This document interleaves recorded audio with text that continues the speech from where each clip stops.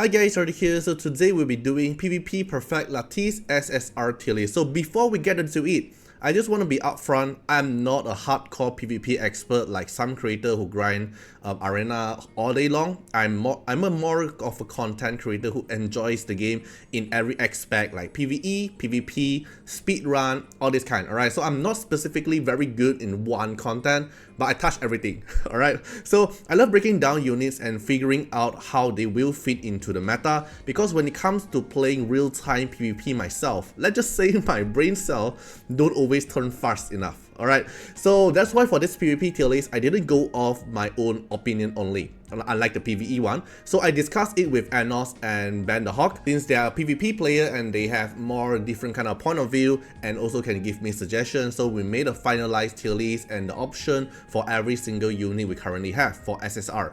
Alright, so this list here combines my analyze with their competitive experience. So now ideally, every unit you use in PvP should be fully maxed if you want to min-maxing. Like every single stats locked behind the Lattice will actually help you probably survive or probably kill the enemy unit, right? So but with how limited Lattice resources we have now, we can't really use that for everyone. Alright, so that's where this tier list comes in, to give you an insight for who really worth skilling up depending on your PvP playstyle. So we're breaking it down into 5 categories: fully max, at least 2 type, at least 1 type, 0 still okay, not worth for now. Alright, so keep in mind, PvP is a very playstyle and matchup dependent, so some placement might shift depending on the comps you like to run. For example, if you're a bruiser, probably the other unit I put here, like a cleaver unit I put at fully max, you want to ignore that part, right? So overall, this list should give you a clear direction when investing your Lattice, so let's get started. So let's start from the newest unit first, which is going to be Ninfoniel. So Ninfoniel here, ideally, if you can, to be honest, 0 is still okay, I will say, because I'm currently using Ninfoniel without skill up. I like 113, a little bit of the skill up because of the shield and also the attack buff for PvE. But in terms of PvP, right, ideally you want to go for at least 2 type, so you can at least go for skill S1 and S3. So why you want to go for S1 is because you want the speed. So in terms of PvP, speed plays a very important matter, and Ninfoniel S1 skill up here is not because of the skill. Alright, the skill here doesn't do too much. It's mainly because of the speed stats is locked behind the Lattice. So if you want to get additional speed here, the S1 is needed. Okay, but if you don't care about the S1, then you don't have to matter about the speed here. Then mainly is for the S3 to have a thicker amount of shield so you can actually tank longer, and then also for the attack boost. Okay, so ideally, if you can, you want to go for at least 2 type, but if you don't have any Lattice player like me, then you want to go for 0 still okay. Depends on your current usage for Ninfoniel, but Ninfoniel actually plays a very good role for applying the immunity, attack up, and also the shield, which makes overall your team a lot more safer when you're fighting other unit. Alright, so I will say at least 2 type, but overall she's still doing like 0 still okay. If you don't have Lattice, it will still work, just that slightly slower compared with other player, and then the shield is slightly thicker. Okay, then for Batsby here, if you can, and if you really want to play him, you have to fully max him. Only if you want to play him. So you can think him of a Massiah and a DPS unit. So usually, as a DPS unit, you want every single stats you are able to get for the DPS, cause you don't want the situation where you cast a skill, you barely does any damage while you are actually a DPS role. Not to mention that Batsby here is actually kind of like a cleave unit, right? So you want every single stats from the skill, like attack stats here, the defense stats, skill set, and also the multiplier. So if you really want to use Batsby, you won't see a 1-1-1 Batsby in action. You want to be fully maxed out if you really want to use Batsby. This is not going to be a tier list like who is stronger, just that if you want to use Batsby, he needs every single Lattice to invest it. Think him of Massiah, that you want every single skill to actually invest, right? You want the multiplier, you want the higher multiplier chance, and then the S1 here gives you additional vital damage boost as well. Everything is very important for Batsby. That's why he's a very Lattice hungry unit. So if you're not really going to play the playstyle, then ignore Batsby. Then for Liliam here is also fully maxed. So Liliam is a very strong PvP unit. If you're already a Liliam player, you'll understand why. And Liliam is actually needed a lot of Lattice as well. You need every single stats, as I mentioned. The DPS here needed every single stat, especially the attack stats here. You want the additional a little bit more speed here, so your DPS is not too slow. And most importantly is the damage multiplier as well. Same for the S2, the damage multiplier, and also the effect, which is increase the HP trigger rate applied to stun is to 70%. The mod multiplier and S1 here gives you immunity to all turn meter effect as well. If your S1 is not maxed, then you're only able to immune to control, but you will still get turn meter control. So if you want to use Liliam in PvP, she's very strong, but you need every single skill up as well. So she needs the fully maxed to actually shine in PvP content.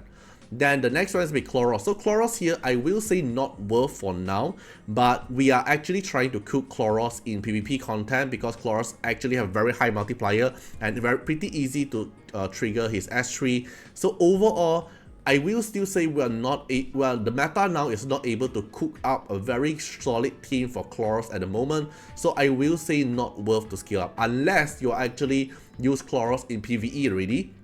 Then you want to use Khloros for PvP content as well, then it will be fine. But overall, if you're a PvP player that you want to fully utilize in the meta, then Khloros is not really that needed to skill up. You might actually want to invest a Lattice on the other unit.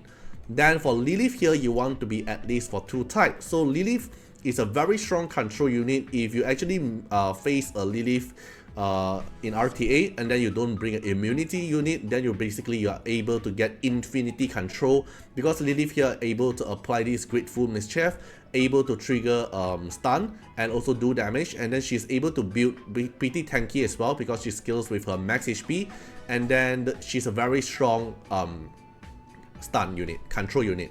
Okay, so not to mention if you actually skill her up, then the skill she's able to do is more consistent about the stun as well. So ideally you want to skill up for the S1 because of the speed, mainly just because of the speed, because you want her to take the action as soon as possible to apply the stun. And then the other one will be the S3 here, because you want the S3 here to able to trigger the stun rate, right? Increase the chance of inflicting the Graceful Mischief.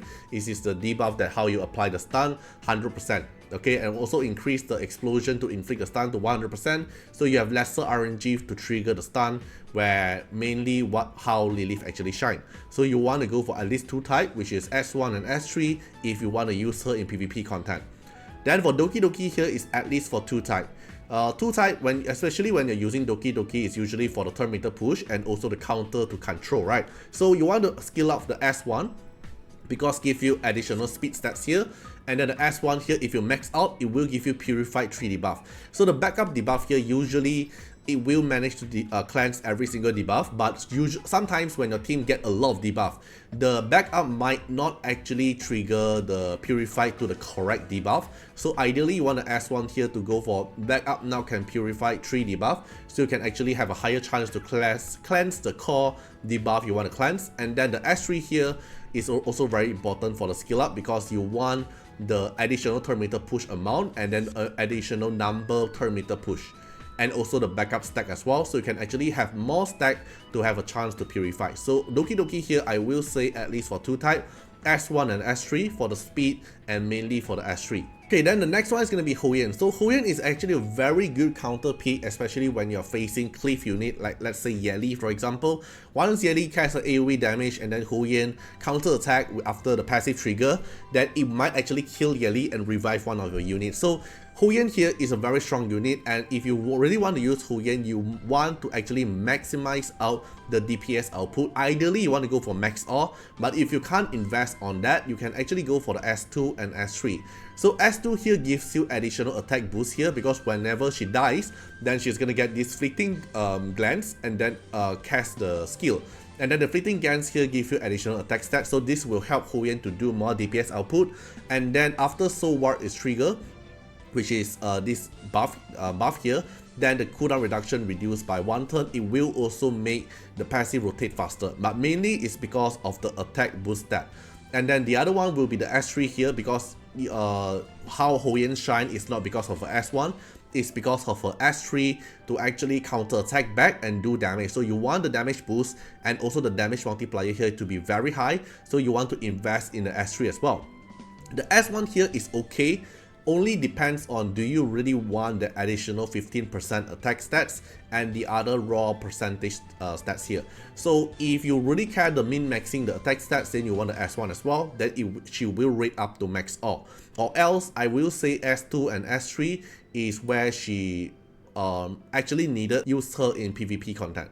Alright, then next one is going to be Lily. So Lily here is at least for 2 type as well. And if you actually use Lily in PvE, you also already skill up. So it's actually a win-win situation for both content. Why you want to scale up Lily S1 and S2?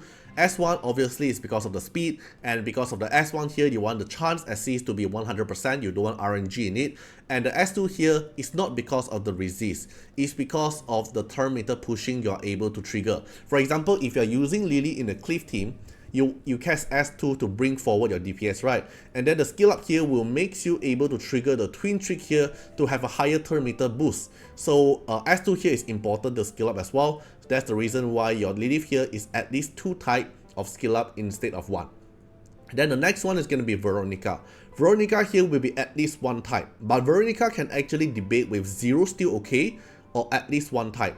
So Veronika, you will see a lot of action, especially when Veronika is fighting with cleave, because Veronika can turn meter push herself with her passive and also apply AoE soul ward, so your team can actually maintain and don't die at all. It's a very good counter pick unit when you're fighting with cleave player, right? Then the S1 here, why upgrade is because of the turn meter effect push. So when you skill up the Veronika S1, it gives you speed, so you can have a faster base speed, and then whenever you get hit, the turn meter push is going to be increased. It's not going to be like 25%, it will increase up to 35%, so she can able to cut off the cleave unit, the cleave player do not able to like use double cleave skill. You are able to cut in half through and then cast the soul ward, so you are actually able to protected by the cleave. Right, so but ideally you want to go for at least 1 type, which is the S1 here, so you can actually have a faster base speed and also the extra turn meter push higher amount, right? But if you can't, 0 still okay is doing fine for Veronika. Like without skill of Veronika still able to help you save the team. It's just about, do you really need the 15 speed to help you out cut off the enemy, and also the turn meter push bonus, are you able to cut off the enemy? If you can, then you don't really need the skill up. If you can't, then you need the skill up. So ideal situation, I will say I'll put at least 1 type, because it will help a lot, especially when you go higher tier. Okay, then for Tiamat here, if you're a Tiamat player, ideally you want to go for fully max, because she's a very good bruiser unit. But without the skill up, Tiamat is actually doing fine as well for bruiser, because you will see some Tiamat without any skill up, she's actually still okay unit to actually counter the cleave player. So when they nuke you, then Tiamat can turn into the dragon mummy form and nuke them back. So I will say Tiamat is a good skill up unit, okay? Don't get me wrong, Tiamat is actually a good unit to invest in when you want to play PvP, because she provides a lot of things in her kit. Okay, but the skill up here doesn't matter like too much, I will say, because she still does her job perfectly even though without any skill up. It just depends on, do you want more recovery, do you want more chance to inflict the taunt, do you want more true damage added when you cast the S1 in your ultimate form. So it's just something for min-maxing. But if you really want, I will say Tiamat is actually fully maxed. But usually player can actually counter or use Tiamat without any skill up at all, so I will say 0 is still okay. Then the next one is going to be Mio. So Mio here is at least 1 type, which is going to be the speed. Usually you will see player who use Mio is because either they want to cleave you, either they want to play control with you, and they want their Mio to actually outspeed you. So your Mio here have to actually build very fast. So the speed stats from the S1 here plays in a very important role for the additional speed stats here, because this 15 speed might actually decide can you actually outspeed the enemy. So the S1 here is very important, so at least 1 skill have to be maxed, which is going to be the S1 for the speed stats. Then the other skill up here depends on, do you want the additional chance to apply the steel turn meter push, the CC, all this thing, depends on your investment. It's still not going to be 100% chance, it's still going to be RNG, just that it increase your RNG chance, so you can actually lower down your chances to not land the debuff, right? But overall, you want Mio here to have the S1, to have the speed stats, so at least one type. Then for Heinrich here is also at least one type, and it's going to be his S3. So Heinrich here S3, why S3? Because the S3 here gives you additional speed. The speed on Heinrich is on S3, not S1. And S3 here also makes your Heinrich actually able to do more damage, the more multiplier, and also one very core unit is also the block for 2 turn. So usually you will see Heinrich in a cleave team. When they want to cleave you, when they want to dispel your immunity away, they will usually use Heinrich. And Heinrich here that can apply 2 block here might actually fuck up some of the player that relies on a lot of buff, and also a very good combination that apply the block to not let you get immunity, all this thing here. So Heinrich here plays a very good role, but you want the S3 here to be max because you want the speed stats here. Okay, probably you can ignore the reduced skill cooldown here, but at least go for the 2 speed here for Heinrich situation. Alright, then the next one is going to be Rahu. So ideally, if you really want to play Rahu and in a bruiser meta, you can go for fully max. Okay, because they are considered as the DPS unit. But Rahu also works without any skill up. Okay, so depends on, do you want higher chance to get the passive buff? Do you want to have additional stack at the start of combat? Do you want more damage multiplier and the chance to apply defend down? If you are okay like just like emergency unit to use at the moment, Rahu did this without the skill up just also works perfectly fine because just the multiplier difference and also the damage like debuff, all this thing. So overall, if you are Rahu main player, then you can go for fully max, or else zero still okay. You usually still see Rahu play in PvP content without any skill up. Rahu still works perfectly fine. Okay, the next one is going to be Tusukiyomi. So Tusukiyomi here will be at least one type, which is the speed. Alright, so the only moment you want to use Tusukiyomi is when you want to cleave. Is when you want Tusukiyomi to catch her S3 and turn meter push them so she can the DPS can take the turn and also get a buff. But in order to do that, Tusukiyomi have to be very fast to actually outspeed the enemy. So Tusukiyomi here needed the additional speed substats. This is the minimum requirement for Tusukiyomi to work. If you want, you can even go scale up the S3 for more turn meter push amount. But overall, S1 plays the most important role all because of the speed stats. So you want at least one type. Holden is going to be fully max. If you want to play Holden, and Holden is actually a very universal unit, I would say, because he have dispel as well. He also can do DPS because he's a bruiser unit, and overall it's a very solid unit. And if you want to use Holden, Holden needs the skill up. Because Holden, you want Holden to tank down the damage, you want Holden skill up to have a higher chance to actually counter attack, because the S1 here gives you more chance to counter attack, depends on your how many defenses you have. So if you skill up, then the chances of triggering the counter attack is higher as well. The S2 here for the damage multiplier and also the chance to reduce the cooldown to maximum and also decrease the cooldown. And the S3 here for more DPS output and apply the attack down, resist down, all this thing here. So overall, if you want Holden to actually work, and he will do a very good job, Holden needs every single Lattice to actually skill him up, and she will be very, very good. Okay, then Massiah here is going to be fully max. Because Massiah, if you want to use Massiah, Massiah will be slotted in the cleave unit. And same for Batsby.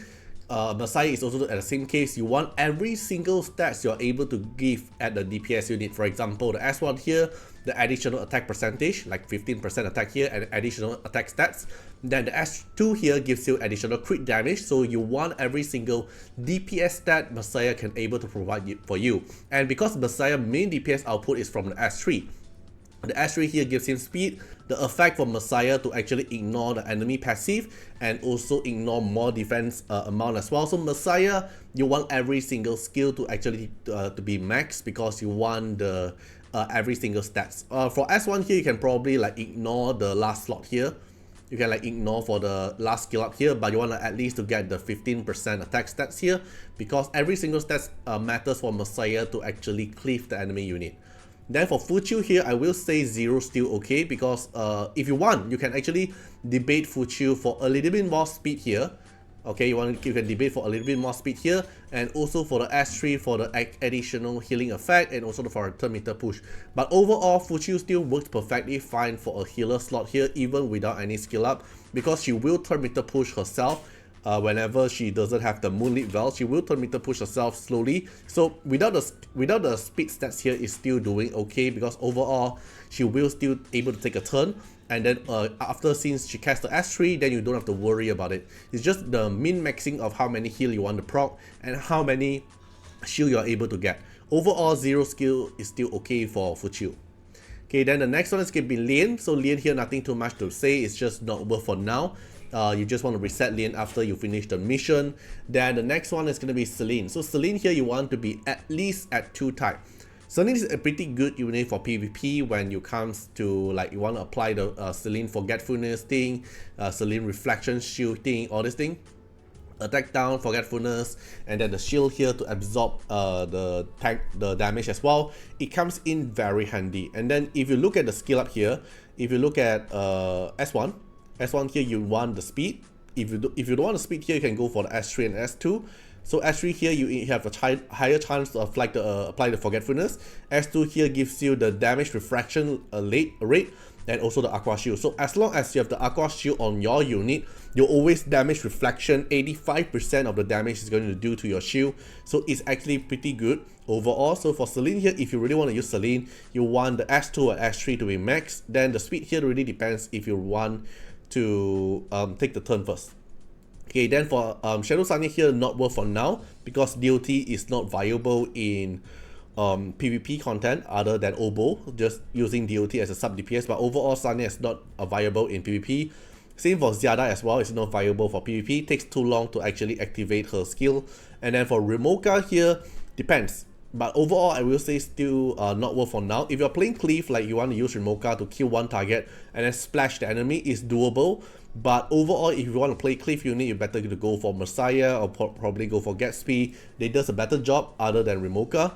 Then for Helkid here, I will say at least 1 type. So for Helkid here, you want to go for the S3 because the S3 here gives you speed stats, alright? And not to mention that the speed stat, since it's already here, the S3 also increase the amount of the shield you're able to proc. So if you did watch my previous tournament video, you'll notice that Yong is actually using Helkid. And the Helkid is very fast because once you skill up, you can get 15 speed here. And then the thick amount of shield from Helkid actually plays in a very good action. And the Helkid here with the barrel is actually able to apply immunity at the same time. It's a very good shield to actually protect your team from countering enemy like control with control team. If the enemy is playing CC, you can just bring in Helkid, and probably after you put up the shield, then you're actually not afraid of the enemy control. Okay, so Helkid here at least for 1 skill, and it's gonna be the S3. Then for Khloros here, I will say not worth for now because Khloros is more towards for the PvE unit. PvP wise, not really that impactful. Okay, then the next one is going to be Brock. So Brock here, I will say fully max. The moment if you want to use him and he's doing actually okay, just that it is very Lattice needed to actually make him work, and he needs every single skill up. Alright, every single damage multiplier, every single passive Brock is actually needed. So S3 here, more damage multiplier, and then you want to skill up here to have the chance to dispel buff, the damage multiplier boost to have a higher multiplier. Then S2 here gives you more HP ratio boost from your attack stats, and then the additional damage deal from his max HP is also very important. The S1 here gives you a little bit more healing, but most importantly, the S1 here gives you more attack stats as well. So if you want to use Brock in your team, if you want to make him work, he needs every single Lattice to actually make him work. Okay, we're not even talking about making him OP. It's just making him work requires every single Lattice. Alright, then the next one is going to be Mia. So Mia here at least 2 skill, which is the S1 and going to be the S2. So Mia here is a good dispeller unit and also heal at the same time. You want the S1 here because the S1 here gives you the speed, 15 speed, and then you want the S2 here because it gives you additional dispel chance.